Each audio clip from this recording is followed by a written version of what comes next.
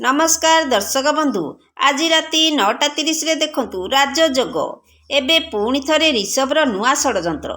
एई षड्यंत्र रे कौन सीध फसीजिबे कि नाही? हाँ दर्शक बंधु, आपण मानकर प्रिय सीरियल राजयोग रे देखिबाकू पाइबे जे से सबु घर परिवार थिबे। मिता माँ खुशी होई कहिबे आजी हेउची मकर संक्रांति, सबुठू बड़ दिन। तापरे आयन का बापा कहिबे आरे मो बलवंत राय परिवार बहुत धूमधाम रे ए उत्सव पालन करिबा। तापरे मिता माँ कहिबे गुड़ी उड़ा महोत्सव हबो। तांको कथा सुनी ऋषभ कहिबे किंतु कंपटीशन टिके टॉप हबो काहेकि ना एथर मैदान रे मु भी अच्छी ना।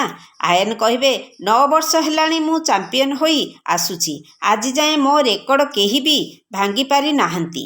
सीध आयन को कहिबे गाँ माटीरू मु बहुत किछि शिखिची। आयन भाई आरे गुड़ी उड़ेइबा मो रक्तरे अछि, हौ देखिबा आकाश रे काहार गुड़ी राज करुछि। एहा सुनी ऋषभ रागिजिबे आउ मने मने भाबिबे परफेक्ट मौका, तू सेई सीध होइथा आउ जिए भी होइथा तते तले पकेइबाकू हबो गुड़ी उड़ा बाहाना रे। तापरे हबो गोटे छोटिया एक्सीडेंट हबो, तापरे किए कहिबो जे एइटा मु जानी जानी करिछि।